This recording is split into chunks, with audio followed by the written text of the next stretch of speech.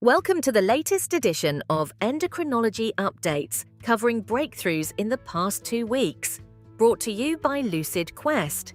In Europe, the Commission approved Teizeild, also known as Teplizumab, to delay Stage 3 Type 1 diabetes in Stage 2 patients aged 8 years and older, supported by the TN10 Phase 2 study.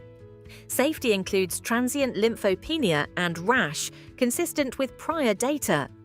This is the first disease-modifying therapy for type 1 diabetes in the EU, which could shift clinical focus toward earlier stage 2 identification and expand screening programs in primary and specialty care. In Korea, Mounjaro is reshaping the obesity prescription mix. Here cited data indicate that by November, prescriptions for Mounjaro exceeded Wegovy, while the overall GLP-1 market continued to expand.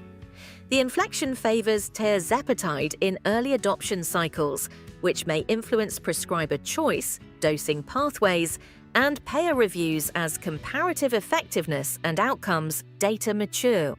From Japan, the Institute of Science Tokyo introduced DiaCardia, an AI model that identifies prediabetes using ECG alone, including single lead inputs suitable for wearables. The model was trained and validated on health check datasets and reported robust internal performance with external generalizability. If replicated across diverse populations, ECG-only screening could extend reach beyond clinic labs, supporting earlier risk stratification and remote monitoring, though real-world impact will depend on study design and control for confounding. A multicohort analysis reported in Nature Medicine linked 235 metabolites with incident type 2 diabetes and derived a 44 metabolite panel that improved prediction beyond standard risk scores. Diet and lifestyle correlated with metabolite patterns.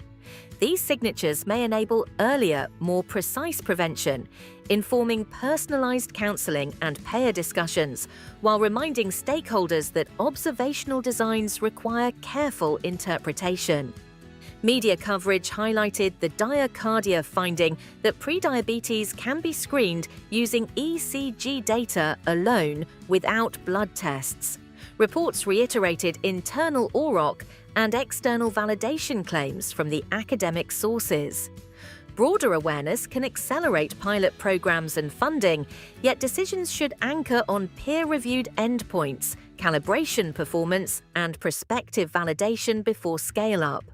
Merck Healthcare Korea updated the Gonal-f pen to a 31-gauge, 8mm short needle, aiming to reduce injection burden without changing administration steps. A smaller, thinner needle can lower perceived pain and improve adherence during repeated self-injections, which may support timely cycles and better patient experience in infertility care. In the United States, Hikma launched 2 denosumab biosimilars, Wegovy and Extrenbo, referencing Prolia and Xgeva, under a 2021 agreement with Gedeon Richter.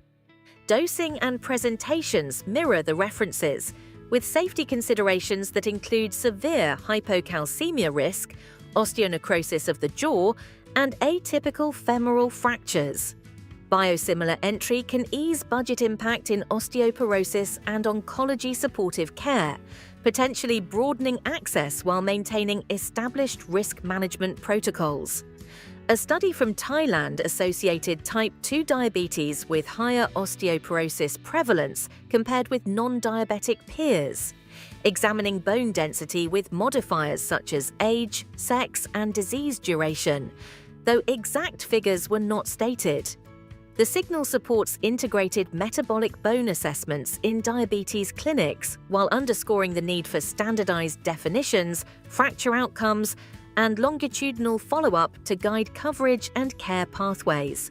Stay ahead in endocrinology research. Like, share, and subscribe for our updates. Visit lqventures.com or email us at info@lqventures.com.